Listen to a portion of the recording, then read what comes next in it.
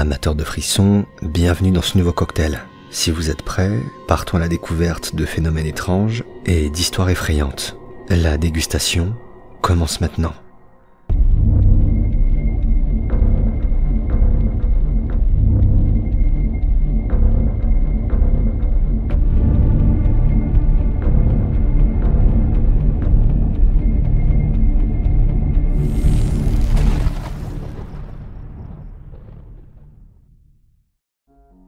Parmi toutes les vidéos paranormales que j'ai pu voir, certaines ont eu tendance à se montrer beaucoup trop sensationnelles pour être crédibles, et d'autres se sont avérées être le fruit de simples coïncidences, et donc tout à fait rationalisables. Mais au milieu de ce flot d'images prétendument paranormales, il existe des vidéos présentant des phénomènes difficilement explicables, et notamment une que j'ai eu la chance de découvrir grâce à un enquêteur français du nom de John Farrell. Durant une investigation au château de Fougeray, réputé comme un des lieux les plus hantés de France, John a capturé un phénomène étrange dont il a pris connaissance seulement quelques années plus tard pendant l'analyse des images. Des images qu'il a eu la gentillesse de m'envoyer avec les rushs originaux, me permettant d'en attester l'authenticité. La scène prend place dans le salon du château, et alors que John invite d'éventuels esprits à se manifester, sa caméra va filmer quelque chose d'étonnant.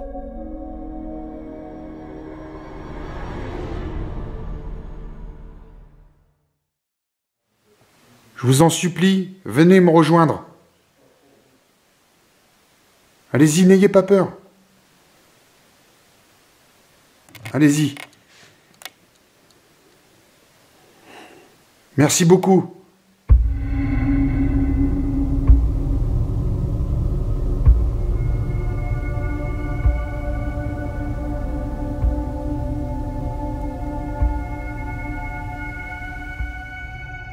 J'aimerais revenir en détail sur quelques éléments assez troublants dans l'enquête, à savoir cette apparition que j'ai eue dans le salon. On va aller directement sur le bureau pour regarder tout ça plus attentivement. Alors, j'envoie l'enregistrement. La voici. Donc, elle descend. Au début, elle est blanche et opaque. Si je remonte un tout petit peu juste avant, voilà. Je vais arrêter. Merci beaucoup. Où elle arrive, voilà.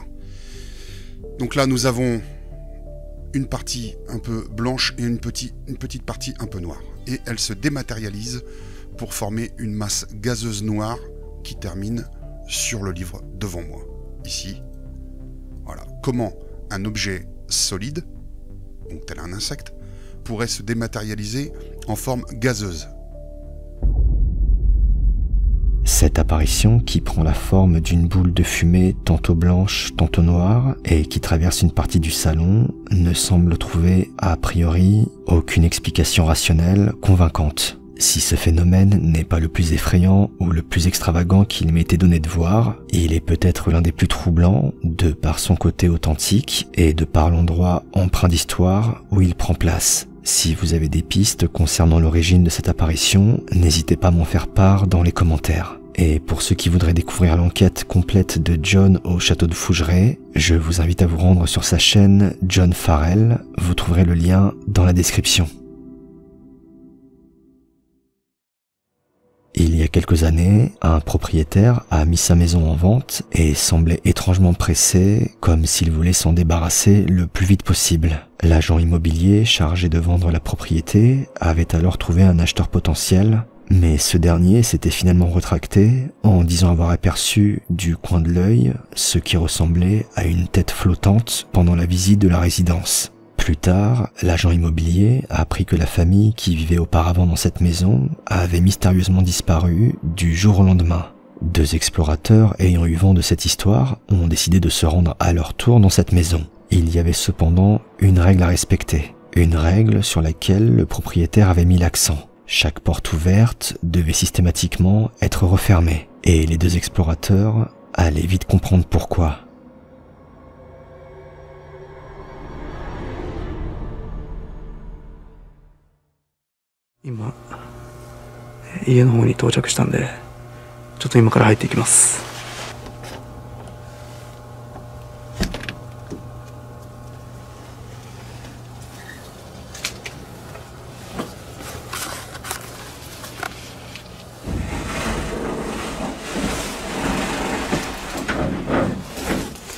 ってちょっと待って。こうやって今ここから開けて入ったと。このドアを必ず閉める。でなんでなんだ。隣の音だ。キーンって聞こえる聞こえる。かんねっていうかわかんない。電子音じゃないよね。金属音だよね。薄く。急に怖いわ。急に怖い。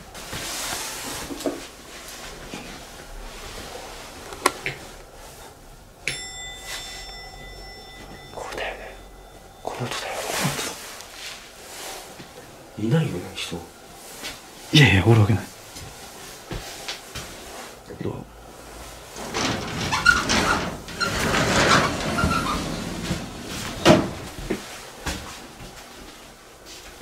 でもさ、閉めてないやん。いやいや、閉めた。ちょっと。いや、閉めてないでしょ。いやいや、閉めた。閉めよう。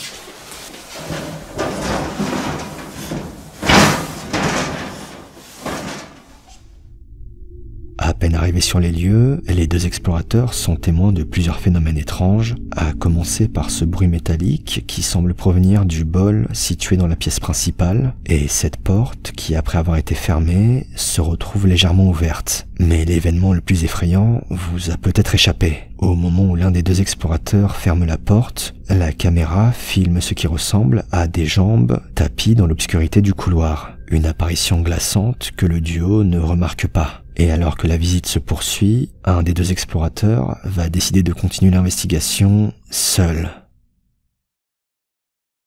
では、今からこの部屋で、一人検証を行っていきます。今、僕の真後ろに気配を感じて、ちょっと後ろ振り返れないです。ちょっとこのまま定点にして、キッチンの方に行ってみたいと思います。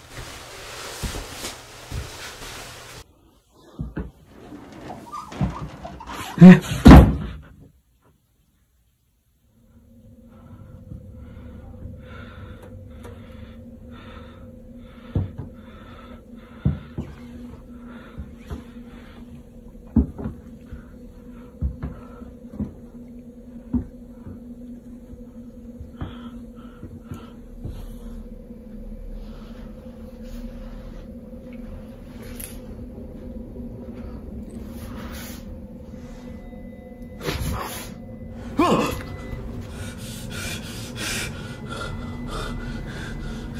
っと待って。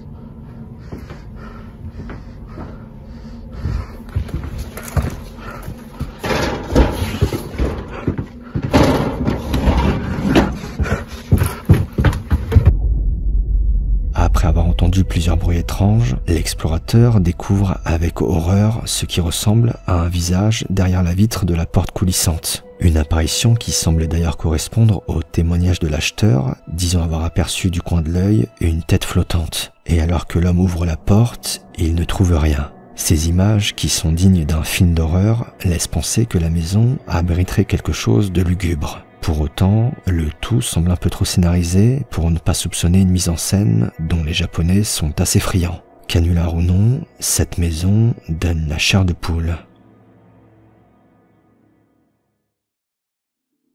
Nous sommes à la moitié du cocktail. Si l'épisode vous plaît, n'hésitez pas à me le faire savoir en mettant un pouce bleu sur cette vidéo. Pensez également à vous abonner et activer la cloche pour ne rater aucun des prochains cocktails. Merci d'avance. Les caméras de chasse sont des appareils qui permettent d'observer les mouvements et le comportement des animaux de jour ou de nuit sans qu'ils ne soient perturbés par la présence d'humains. Ces dispositifs sont principalement utilisés par les passionnés de nature qui souhaitent obtenir des images authentiques de la faune. Jimmy fait partie de ces passionnés et propose régulièrement sur sa chaîne des images issues de ses propres caméras de chasse. Mais un jour, Jimmy découvre dans les rushs d'une de ses caméras quelque chose d'étrange, quelque chose qui lui a glacé le sang.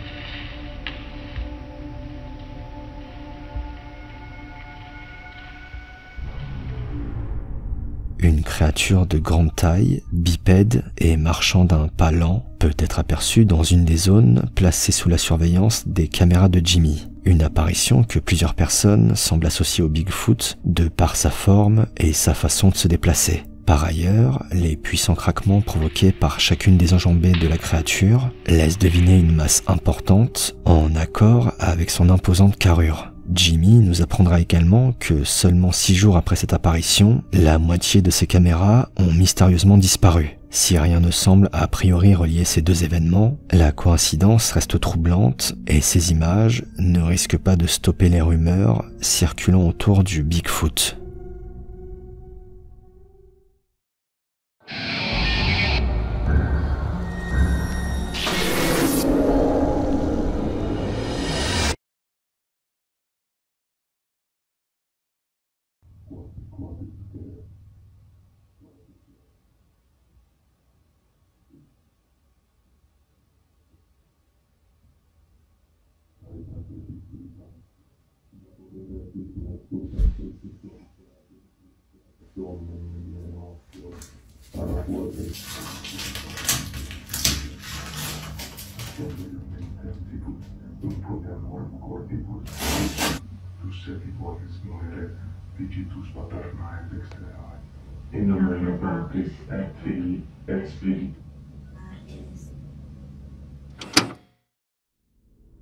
Dans le précédent cocktail de frissons, nous avons suivi l'investigation de Patrick au sein d'un pub fermé au public depuis 1 an et dans lequel d'étranges phénomènes auraient été observés. Des phénomènes dont Patrick avait pu en partie être témoin pendant son enquête, avec notamment des bruits et des PVE. Voyant dans ce pub un endroit qui a encore des secrets à révéler, Patrick décida d'y retourner quelques semaines plus tard en compagnie de son frère. Une décision qui allait réserver au duo de nombreuses frayeurs.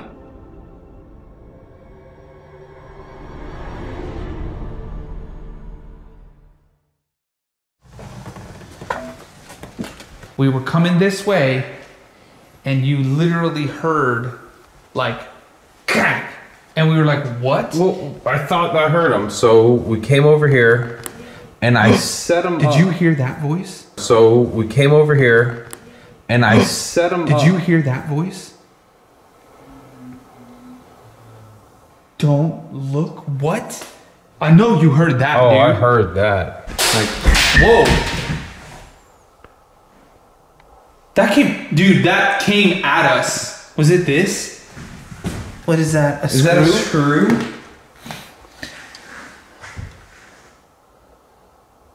Oh, that's the attic, dude. It came down from the attic. I dropped. That's the freaking attic. Oh yeah, dude, this is the attic. Did something come from up here?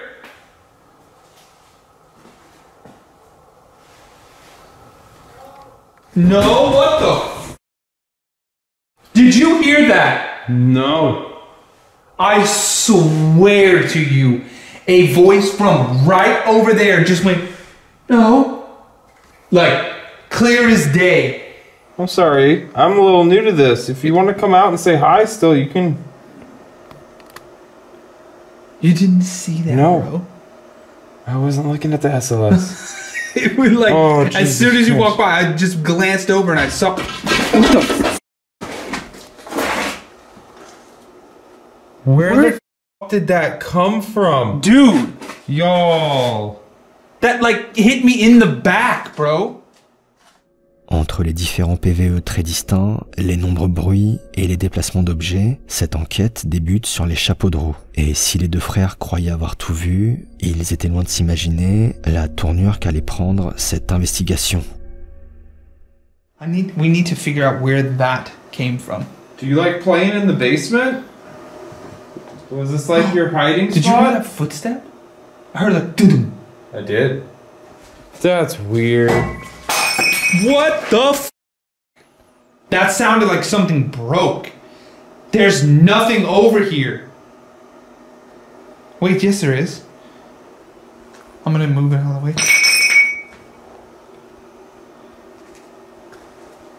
What the f is going on? Whoa. Ooh. Ooh. Dude. It sounded like it was inside one of these rooms too. It sounded like it was in here. The old roof that you can go into what would have been the old attic. Yeah. Oh. Where the f did the glass come from? That scared the absolute hell out of me. My camera went on night vision for somehow.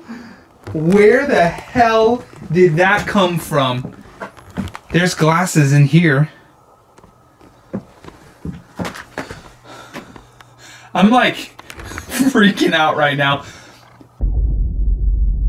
Si la chute du premier verre ne semblait pas viser directement le duo, on ne peut pas en dire autant du deuxième qui se brise à seulement quelques mètres des deux enquêteurs. Un événement qui s'apparente presque à une attaque et qui poussera les deux frères à mettre un terme à cette enquête. Si beaucoup de personnes se demandent ce qui a pu être à l'origine de ce phénomène, il se pourrait bien que la réponse se trouve dans la première partie d'enquête. Une première partie que j'avais traitée dans le précédent cocktail, mais dont l'événement le plus glaçant m'avait échappé jusqu'à aujourd'hui.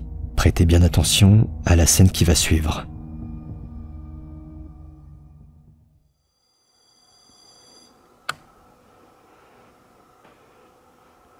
Thank you.